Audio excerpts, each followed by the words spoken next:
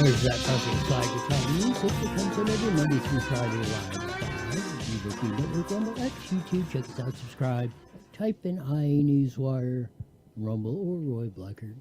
All those good things. You'll see my nice shining face. Of course, Merry Christmas Eve. Will not be on tomorrow because they got a new ball game. No balls game going on the radio. So we'll take this Christmas day off on the normal broadcasting realm, and we will see you back on that. Tons of local news going on. They made an arrest in shooting. Moreno Valley man arrested for a shooting on the 91 freeway. Big crash in Cajon. Some person drove underneath a stopped semi under the trailer. Many fatalities involved in that one. The floods and everything else going on across the board. It's really something else. But I want to get into the little bit of the DOGE debate. Elon Musk was on with Katie Miller and asked him the question, would you do DOGE over again? And it was kind of an interesting answer of how it went, but let's see if it will play. Here we go. Would you ever do DOGE again? Do you mean, would I repeat history or would I? Two ways to think about it. One is if you could go back and start from scratch, like it's January 20th all again, would you go back and do it differently? And knowing what you know now, do you think there's ever a place to restart you, not saying others in your stead, you go back and restart doing DOGE?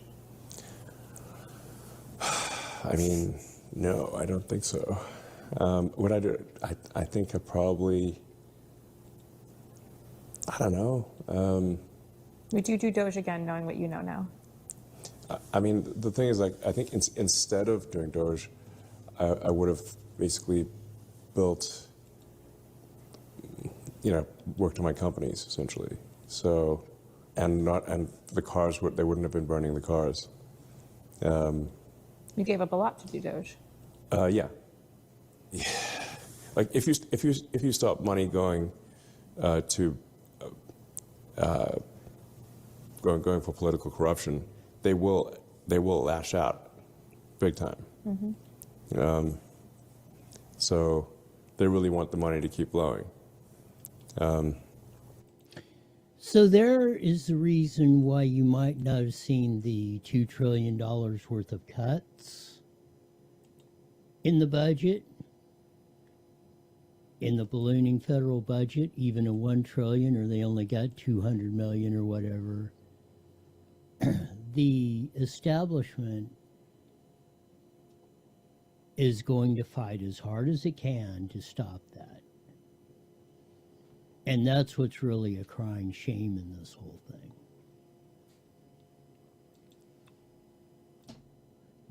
1,000%. It's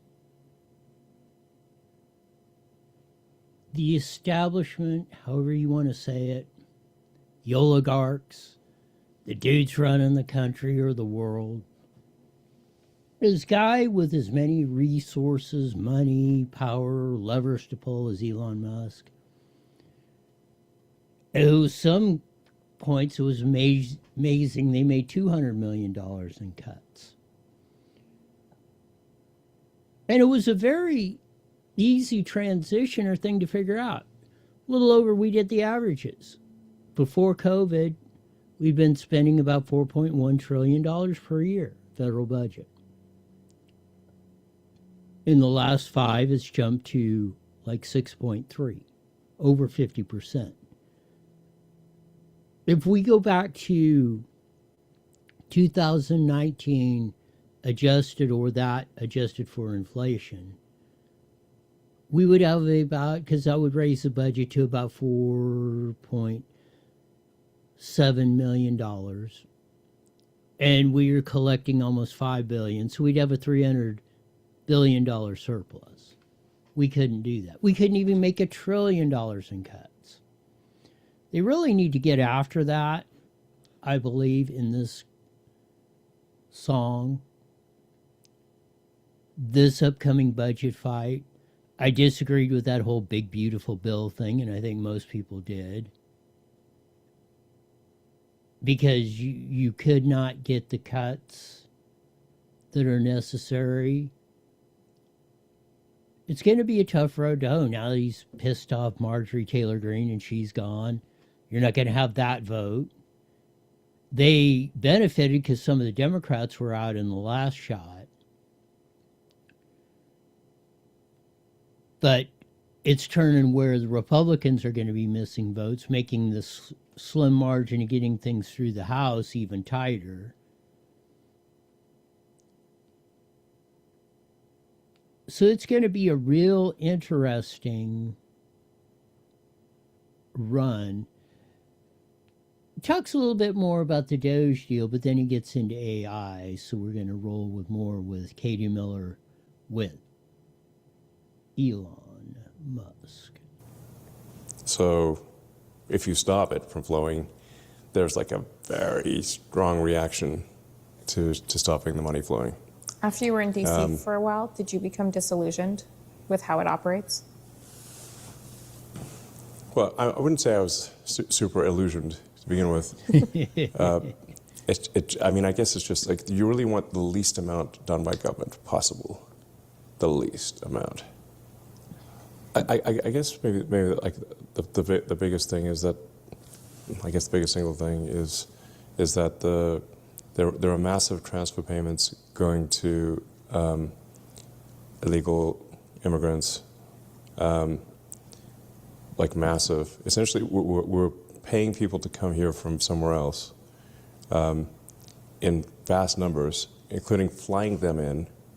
So, like, it's not like you need a border wall if you're flying them in. Then fast tracking them to citizenship and making them beholden to government payments, and voting hard left. This explains the whole phenomenon we've had with Tampon Timmy the retard Walls, the latest Somalia deal, and $9 billion and growing in fraud, which California can double down, triple down, times 10. What Tampon Timmy has come up with. And it's somewhat disconcerting. Like, you still have 40% of the people in a CBS poll thinking that there has been no change from the past 4 years in immigration, and all the money that's been stolen. Upwards now, almost half of the Somalia budget in their country is coming from money they're stealing from the United States, Minnesota being a big part of that.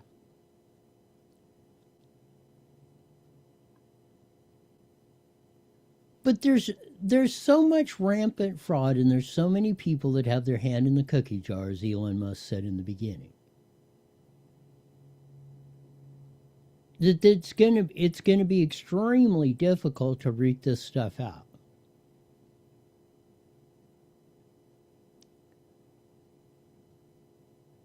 That's why 26 in the elections is going to be very important.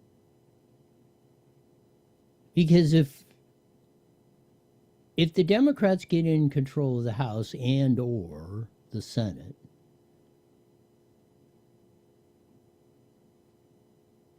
they'll be shoveling money to Somalia and everywhere else in record numbers you've never seen.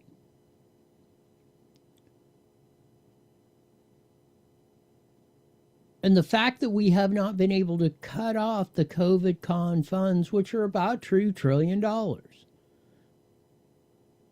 roughly 30% of the budget is still based on COVID con funds. Well, those days are gone. The excuses, and this is why you'll never get rid of a government program or a tax. It'll be there for freaking ever. once people get used to the grift, they're not going to let that go.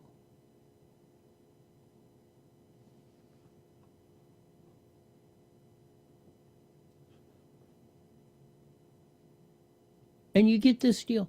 And this is why. They use fear, intimidation, racist. Oh, you can't offend anybody. So they beat the crap out of Tampon Timmy, the retard Waltz, and a lot of other people. So how they do it in California. They perfected this out here.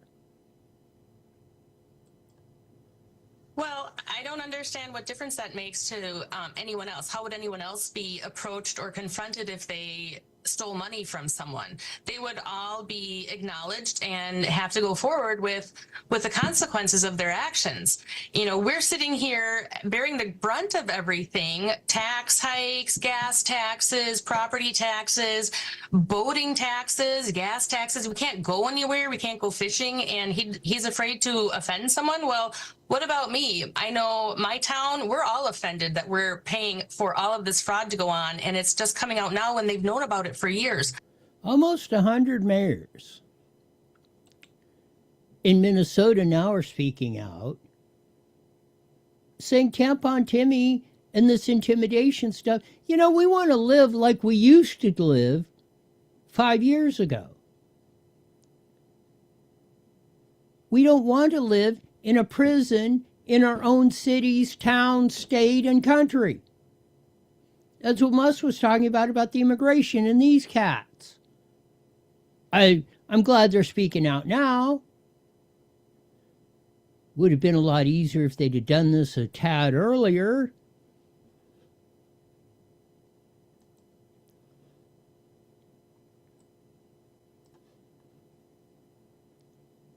This is the kind of fraud you see.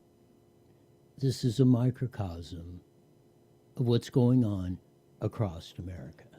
Here in Minnesota, massive fraud is taking place within the government and the Somali population.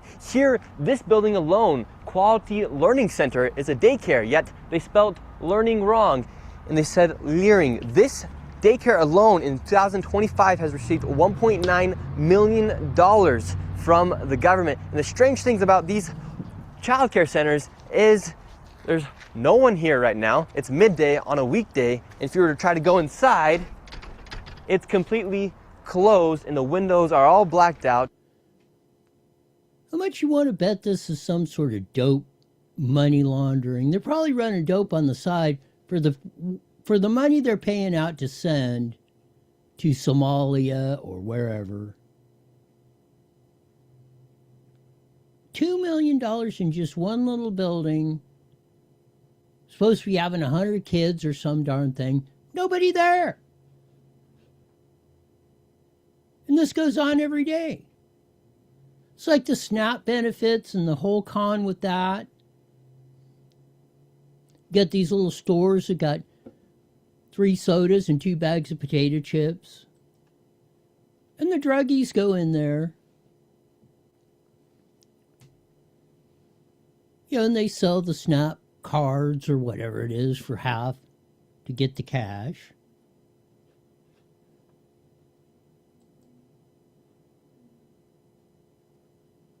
There it is.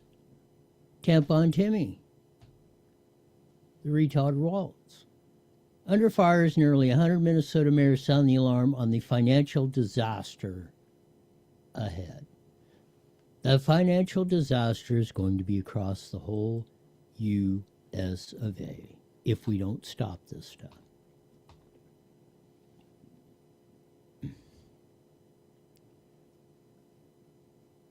This is why Tampon Timmy is your 2025 winner of Retard of the Year, Tampon Timmy Walls. And I'm glad people are finally getting enough balls to use the words like retard or that and not be shamed into this or that or, you know, that's how we got ourselves into this situation.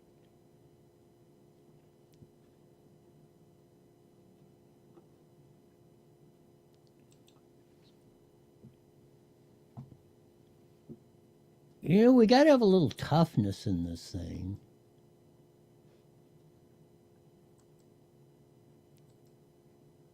Or we're all going to sink. Breaking news from the great, I think she's still alive, I'm pretty sure, Laura Powell, attorney up there in San Fran. Judge Roger Benitez denies the state of California request to stay the injunction issued Monday, which requires schools to inform parents if their child is displaying signs of gender confusion. His frustration with the state defendants is evident in his 5-page order, which provides a summary of the inconsistent and contradictory positions they've argued throughout the course of the litigation. 5 pages. You think the judge, Roger Benitez, was pissed? He included 5 pages of contradictory and just plain retarded logic. Rob Bonta and Gavin Newsom and the state legislature and our school districts and our school boards and have tried shoving down our throats and tried taking control of your kids. As Roger Benitez said, they're the parents' kids, not the frickin' state.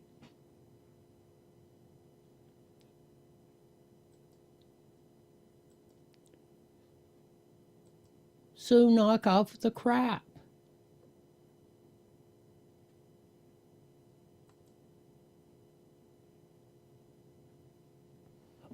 It does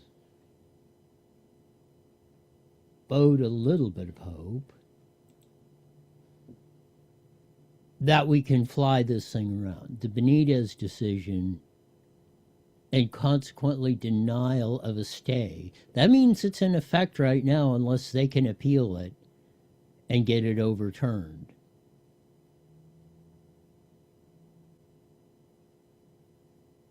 So, Gavin Newsom, B.S. Rob Bonta, and the tranny crowd are in the just evil people that have been pushing this. They're not knocked out yet, but they're back. We got them back on their heels.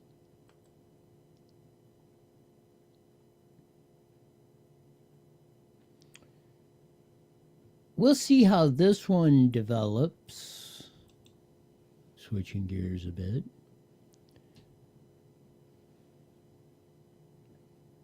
Came out in a report yesterday, and here's another one breaking. First, it was a report.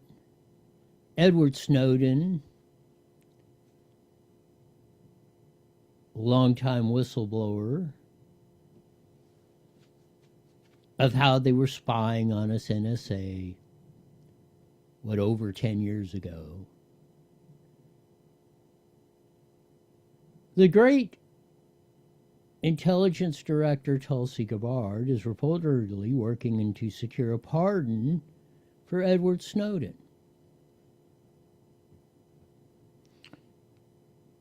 With the Epstein files debacle that Trump and Bimbo Bondi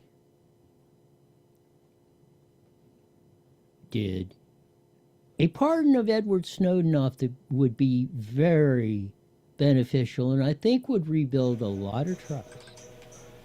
30 seconds, 30 seconds. Back in the system. And hopefully that comes about. I think that will be another chink in the armor to get Trump back on track. Pardon Edward Snowden. Let's find out exactly where the government has been illegally spying on us for decades. 5 seconds, and Susan's on the line. Got it. IE Newswire Daily is on the air. The following is a paid program. Views and claims expressed are those of the program producer and are not endorsed by this station. Opinions expressed are not necessarily those of radio station KMET, its management, employees, or affiliates.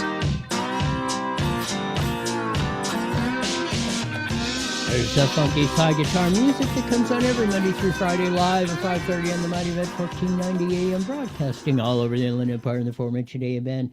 Join our vast video audience in the OVP Network, Rumble, X, YouTube. Check us out. Type in iNewsWire or Roy Bleckert. You'll see my nice, shining, smiling face coming across there.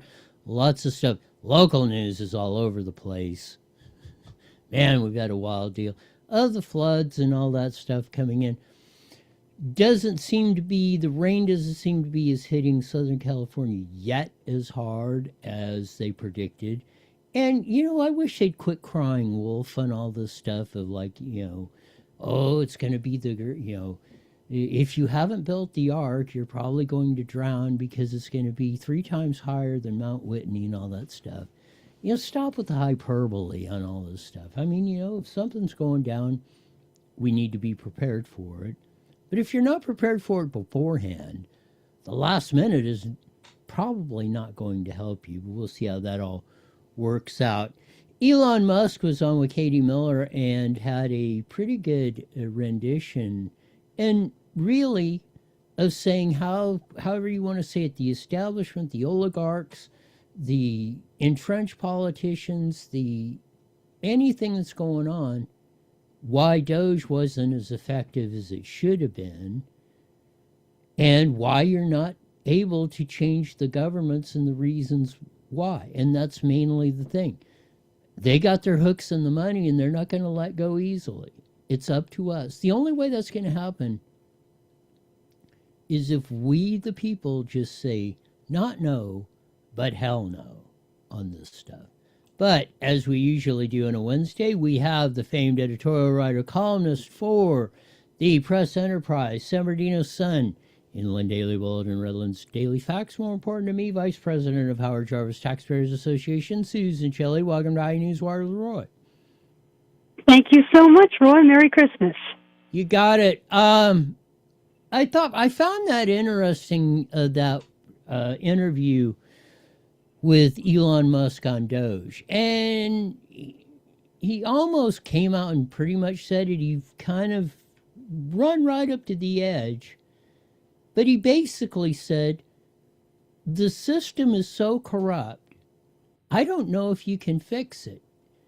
And I hope he's wrong on that, but I suspect he might be right, Susan Shelley. Well, when the government can take money from people by force and give it away to people who will vote for them, you kind of have a situation. And it's very hard. It's very hard to fix it. The fix for it is to restrict the power of the government in the first place, so it can take less money, so it can run fewer things. And, we've tried to do that through history by restraining the power of the federal government, and then we have state constitutions that restrain the power of the states, but they're ignored. And then the courts very often give their blessing to the government ignoring them, and then we're in this situation where it can't be fixed. But it can always be fixed. It just needs better people in office. My contention is, you take a guy like Musk who has, all the tools he has to be able to affect that, and you can't. The only way this changes is if we, the people, stick our foot down and say no more. And I mean, even though some of us may lose a benefit there or something or there, there's going to be some collateral damage. Nothing is perfect. But the vast majority of the people got to stick their foot, if you wanted to change or you wanted to go back, or like this Minnesota deal, where the mayors are now saying, we just want to go back to being able to live like we used to live, as free people instead of getting ripped off every time. And I believe that's what it's going to, I think that's the only way it's going to be solved, Susan. Oh, I agree with you. And, we've had a situation where since the 1970s, we've had uncontrolled illegal immigration into this country. And gradually we imported more and more poverty. and gradually we overwhelmed our social services. So your county and city and state budgets are overwhelmed with expenses for health care and housing subsidies and food stamps and all the things that people need when they're in poverty because we're importing poverty. And then, of course, you have a cheap workforce for the people who want a cheap workforce, and they're going to fight like crazy to keep that. And you do that for 50 or 55 years, and you're exactly where we are right now. So credit to President Trump. He's making some progress on this. He's closed the border, and we're not seeing what we saw since the 1970s, since Carter was president, really. We're not seeing uncontrolled illegal immigration coming into the country. That's a start. He's getting people to self-deport. That's amazing. You know, I couldn't help but notice that the murder rate is overall down this year, and I'd like to see that the numbers correlated against the number of self-deportations of people who might be criminal gang members who came into this country and now are choosing to leave. They're taking the $3,000 on the taxpayer-paid flight, and they're going home. Great. I think that's a good start, but we have a self-inflicted problem in this country where we have increased our costs for the safety net over and over and over again until people can't pay it anymore. And it's created tremendous friction in the society and tremendous financial headaches. And maybe this battleship can be turned around. We'll see. While I agree with your analysis, I can hear it go. Just, we've heard it so many times. Oh, these people coming in for these poor countries, they got halos over their head. They've never made a sin in their entire lives. And now that they're not, or they're self-deporting or doing this, the crime rate is dropping precipitously. Now we don't necessarily yet have a correlation, but I'm probably 98.7% sure there's going to be a big correlation when it comes out, and that's another thing that hopefully the Trump administration brings out or is working on, of that is, okay, now we have some real world facts going on. Now that they're not only not coming in by the tens of millions, they're going out, and crime rate is dropping, and this is why. And, then again, it will destroy this narrative. And we need, my other thing is like all the mayors in Minnesota coming out against walls and this and the ruin and everything. People got to stand up for this stuff. You can't, if you're going to hide in the corner, this stuff is going to get exponentially worse, Susan. Well, yes. And the way that this has happened is that at some point, some public relations genius decided that everyone who opposes it will be called a racist. And that's been going on since at least Prop 187 was on the ballot in California. What year was that, 96 or so? And everybody who opposes uncontrolled illegal immigration and unlimited benefits of this type was called a racist. And the Republican candidates were told, you must be for comprehensive immigration reform or you will never win another election in the history of California. And what they meant by comprehensive immigration reform was amnesty. That's what they meant. Well, you don't have to be for amnesty. You could be for law enforcement. And really, the country is entitled to have a border. Now, obviously, that's not the only thing that has ratcheted up the debt and the expenses. There's also tons of needless regulation and burdensome nonsense that government imposes for stupid reasons, like the entire climate agenda is raising the cost of living in California, raising the cost of utilities. There's lots of problems. They can all be fixed. But at the national level, I think we have really hurt ourselves in this country by importing poverty for 50 years. You brought up another great point, which stamps my theory that they test pilot this stuff all in California. And you're right, in 94, when we were doing 187, that's what they did.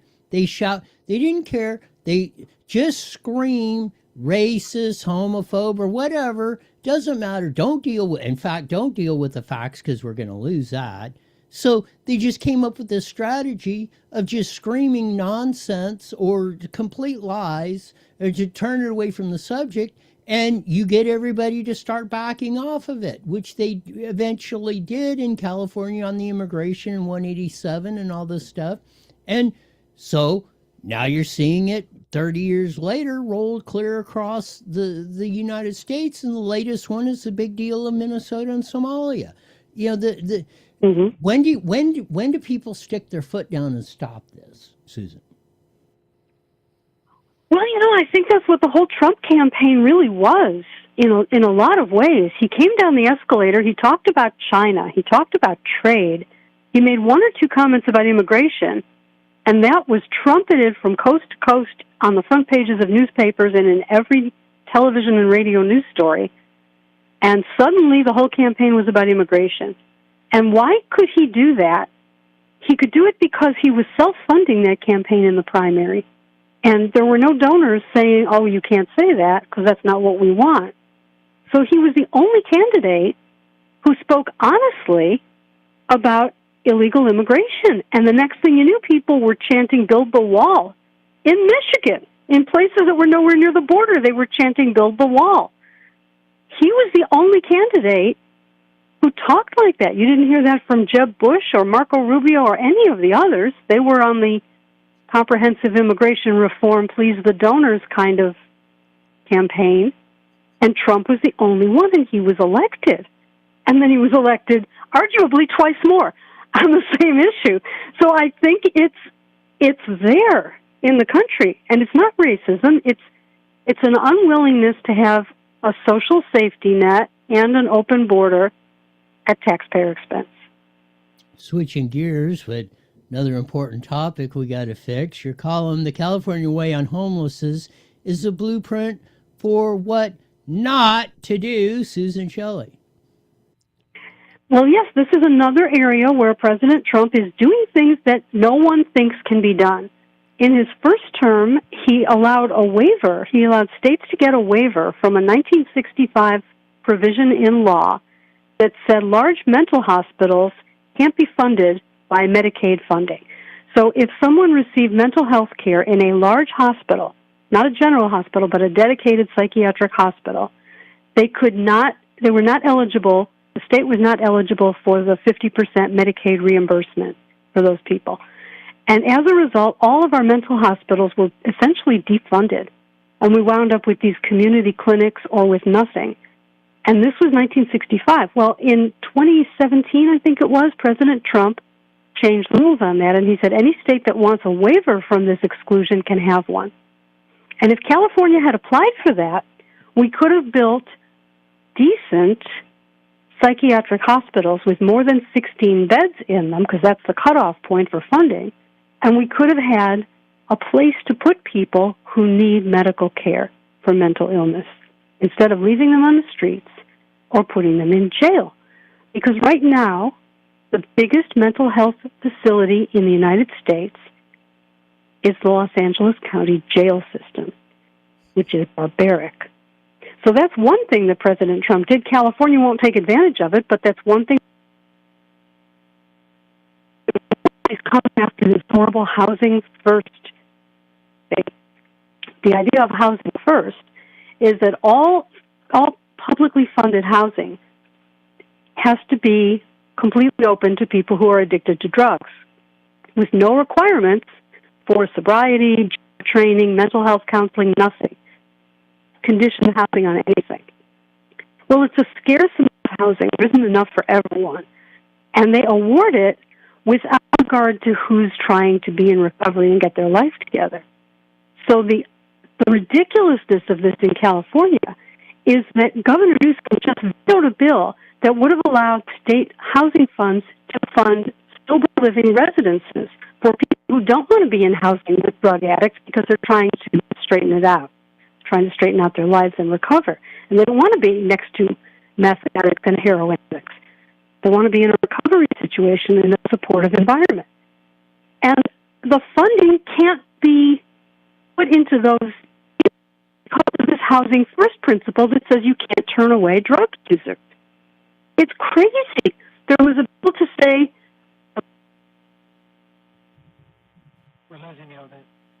Yeah. It seems like we lost Susan there on that part, but it is the part Can that you hear me? yeah that we're getting you back. Is somehow you're cutting out a little bit on that, but pick it up. We'll Oh, see if okay. she goes. Sorry. Pick it up on there. See if the cell towers connected on us. Go ahead.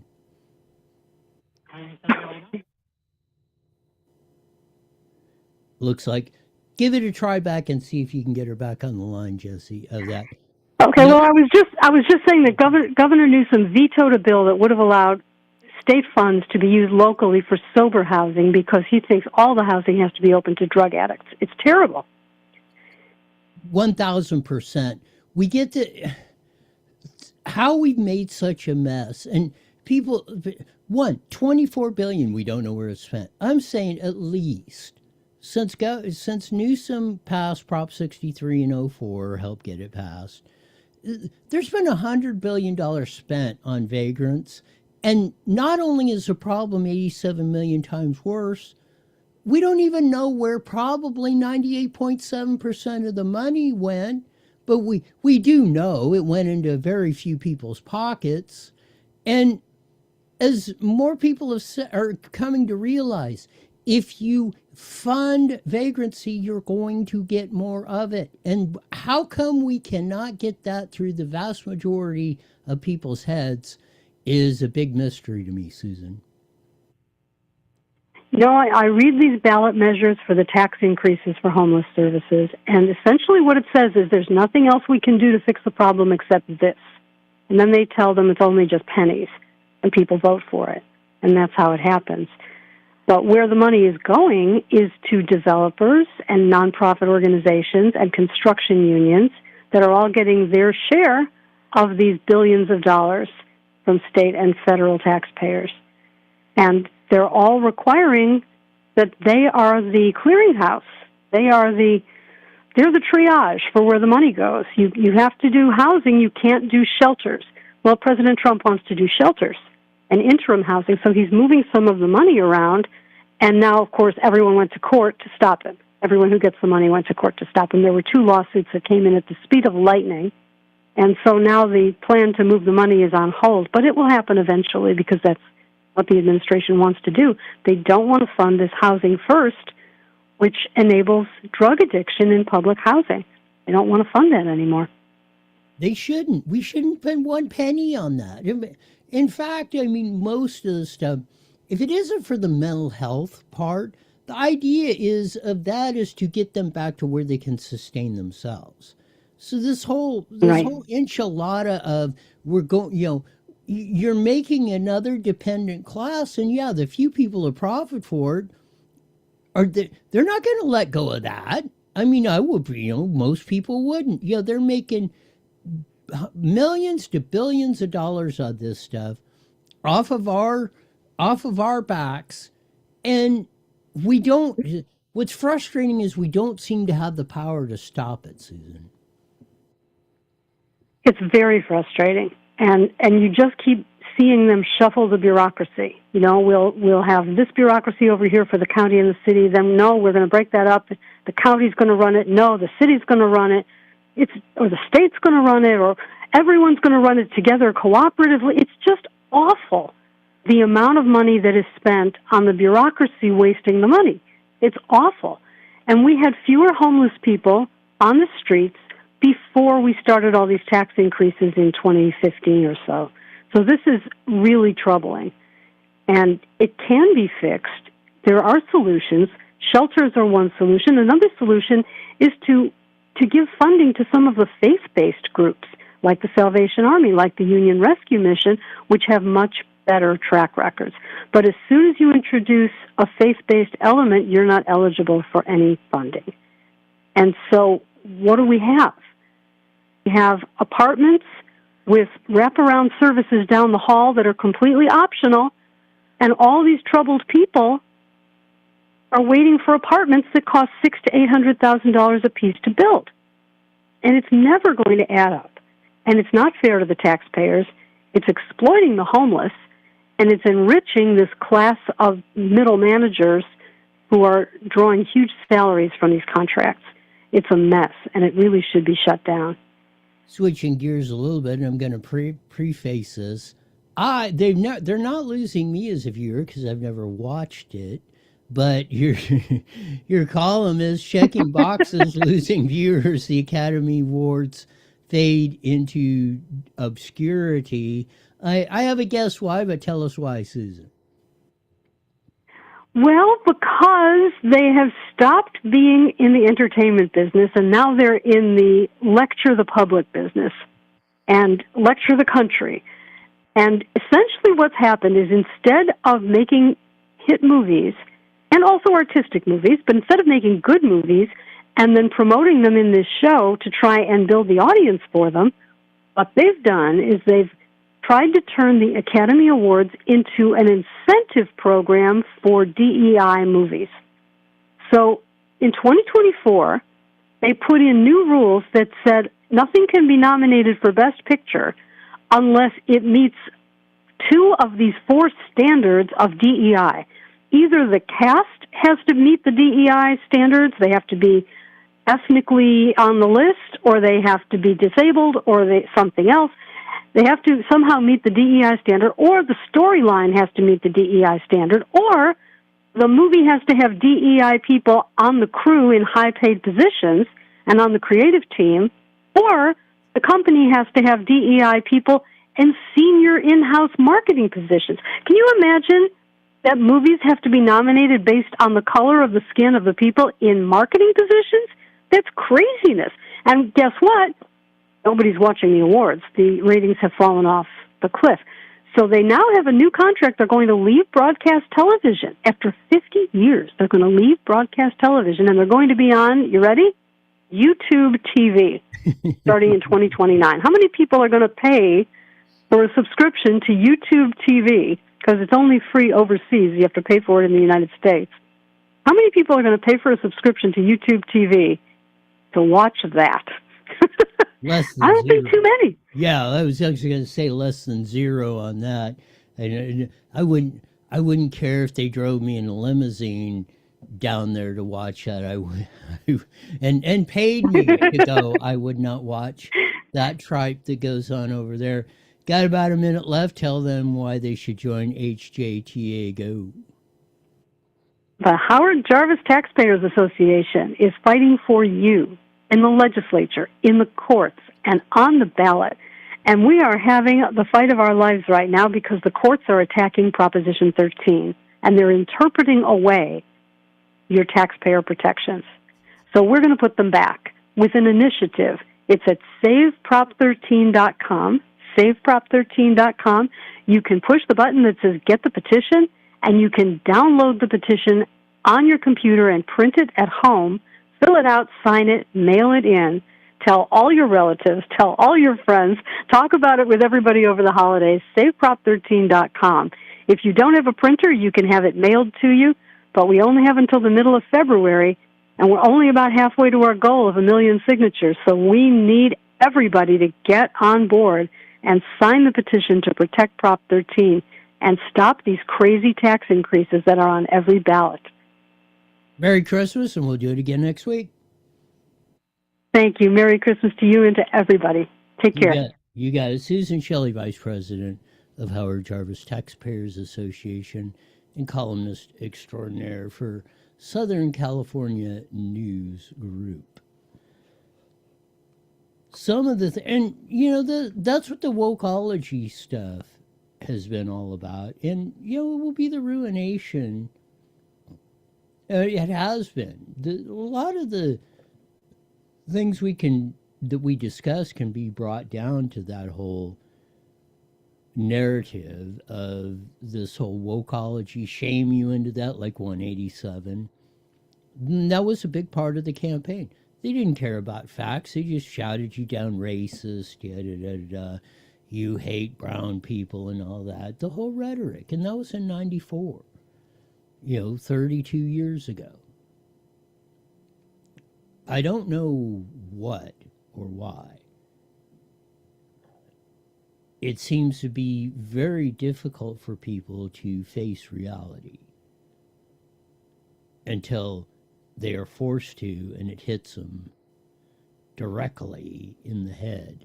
which is 10,000 times worse if you have to suffer from those consequences.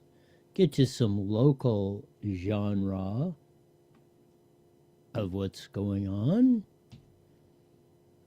Poor, and they stopped it, a couple years ago. But the Marietta School Board is going to put on the debate to consider for new taxes. Good thing about it is they got to have 4 out of 5 votes to put it on the ballot.